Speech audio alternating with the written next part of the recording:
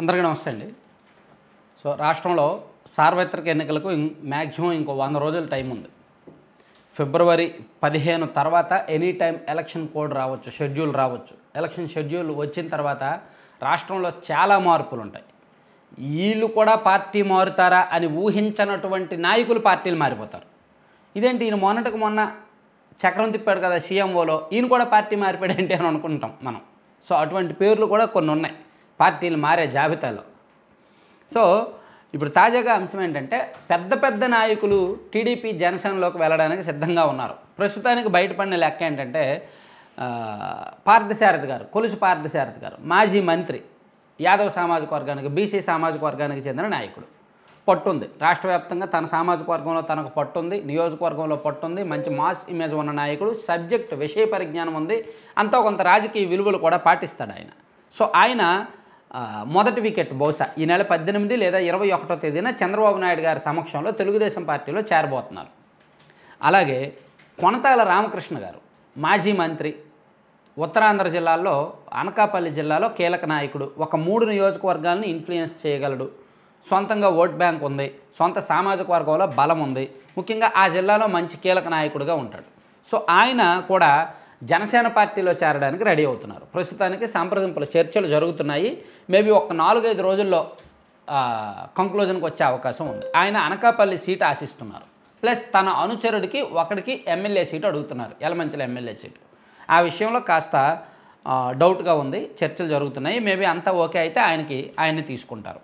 అలాగే మాజీ మంత్రి ఒక ఆయన, జగన్మోహన్ రెడ్డి గారి బంధువు మాజీ మంత్రి ఒక ఆయన కూడా జనసేన పార్టీలోకి వెళ్ళడానికి చర్చలు జరుపుతున్నారు. సో ఆయన ఇద్దరు ఎమ్మెల్యే సీట్లు, తను చెప్పిన వాళ్ళకి 2 ఎమ్మెల్యే సీట్లు ఇవ్వాలని, తనకు కూడా అడిగిన చోట సీటు ఇవ్వాలని, రేపొద్దున గవర్నమెంట్ వచ్చాక మంత్రి పదవి ఇవ్వాలని కొన్ని డిమాండ్లు పెట్టారు పవన్ కళ్యాణ్ గారి దగ్గర. సో ఆ డిమాండ్ల కారణంగా ఆయన జనసేన పార్టీలో చేరిక ఆగుతోంది. పవన్ కళ్యాణ్ గారు క్లారిటీ ఇవ్వట్లా, కమిట్మెంట్ ఇవ్వట్లా. మీరు పార్టీలో జాయిన్ అవ్వండి, పార్టీ అధికారంలోకి వచ్చిన తర్వాత చూద్దాం, ఎందుకంటే మనం కూటమిగా ప్రభుత్వాన్ని ఏర్పాటు చేస్తాం కాబట్టి ఇప్పటికిప్పుడు నేను మంత్రి పదవి మీకు కమిట్మెంట్ ఇవ్వలేను, అలాగే మీరు చెప్పిన వాళ్ళకి సీట్లు కూడా ఇవ్వలేము, మేము సర్వేలు చేయించుకొని పార్టీలో మొదటి నుంచి ఉన్న వాళ్ళకి ఇవ్వాల్సి ఉంది. సో మీరైతే జాయిన్ అవ్వండి, మీ సీనియారిటీని ఎలా వాడుకోవాలో అలా వాడుకోవాలని చెప్తున్నాం. కానీ ఆయన మాత్రం తన డిమాండ్లకు ఒప్పుకుంటే, కమిట్మెంట్ ఇస్తే నేను ఇమీడియట్గా వచ్చేస్తా అని ఆయన చెప్తున్నారు. అలా ఒక మాజీ మంత్రి గారి పార్టీ మార్పు ఆగింది, అది మేబీ కొద్ది రోజుల్లో జరగవచ్చు. అలాగే ముద్రగడ పద్మనాభం గారు, ఆయన కూడా జనసేన పార్టీలోకి వెళ్ళడానికి పావులు కదుపుతున్నారు. ఆయనతో తెలుగుదేశం ప్లస్ జనసేన పార్టీ నాయకులు నిన్న చర్చలు జరిపారు. ఆయన కూడా సానుకూలంగానే ఉన్నారు. సరే, అసలు ఎందుకు సానుకూలంగా ఉన్నారు, అసలు ముద్రగడ పద్మనాభం గారికి జగన్మోహన్ రెడ్డి గారికి ఏం జరిగింది అనేది నేను మళ్ళీ నెక్స్ట్ చెప్తాలే, అది ఇప్పుడు అంశం కాదు.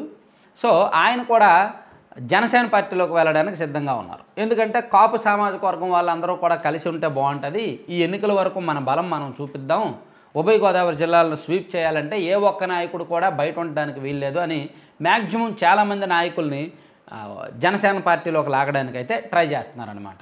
సో ఇలా ఆయన ఈ 4 ప్రముఖ నాయకులు అవ్వగా దాదాపుగా మరొక 12 మంది కాపు సామాజిక వర్గ నాయకులు ఉన్నారు. మాజీ ఎమ్మెల్యేలు, ప్రస్తుత ఎమ్మెల్యేలు లిస్టులో ఒక 12 మంది ఉన్నారు. వాళ్ళందరూ కూడా పవన్ కళ్యాణ్ గారితో హోల్సేల్గా టచ్లో ఉన్నారు. మేము 12 మంది ఒకేసారి వచ్చేస్తాం, మా 12 మందిలో మేము చెప్పిన వాళ్ళకి చెప్పినట్టు సీట్లు ఇవ్వండి, మాలో కొంతమందికి మంత్రి పదవులు ఇవ్వండి, మన సామాజిక వర్గ బలం చూపిద్దాం, మన పెత్తనం ఏంటో చూపిద్దాం, మన రాజకీయం ఏంటో చూపిద్దాం, మనం బలం పెంచుకుందాం, మనం పదవులు తీసుకుందాం అని వాళ్ళు పవన్ కళ్యాణ్ గారు అండ్ టీంతో టచ్లో ఉన్నారు. అలా ఒక 12 మందిలో ఒక 6 వైసీపీలో కీలక నాయకులు, ప్రస్తుతం ఆల్రెడీ వాళ్ళలో కొంతమందికి వైసీపీ సీట్లు కూడా అనౌన్స్ చేసింది, ఇన్ఛార్జీలుగా కూడా ప్రకటించింది. సో అలా వైసీపీ నుంచి టీడీపీలోకి జనసేనలోకి పార్టీలు మారబోతున్న లిస్టు రోజు రోజుకి పెరుగుతుంది. ఇందులో పెద్ద పెద్ద తలకాయలు ఉండడం, వైసీపీకి డ్యామేజ్ చేయగలిగే నాయకులు పార్టీలు మారుతుండడం, ఎన్నికల సమయంలో వైసీపీకి దెబ్బే. ఎంత గాలిలో మేడలు కట్టుకున్నా, ఎంత అబద్ధపు ప్రచారాలు చేసినా, ఎంత కామెంట్స్ కానీ లేదా ఎదురుదాడి కానీ ఎంత చేసినా ఈ డ్యామేజ్ నుంచి తప్పించుకోవడం కష్టం. ఆ పార్టీలో 4-5 ఏళ్ళు ఉండి బయటకు వచ్చిన తర్వాత వాళ్ళు మాట్లాడతారు చూసారా, అది బాగా ప్రభావం చూపిస్తుంది. పూతలపట్టు ఎమ్మెల్యే గారో, సింగనమల ఎమ్మెల్యే గారో, లేదా కొలుసు పార్థసారథి గారో, లేదా సంజీవ్ కుమార్ గారో, వీళ్ళందరూ మాట్లాడిన అంశాలు కూడా అన్నీ కూడా వైసీపీకి డ్యామేజ్.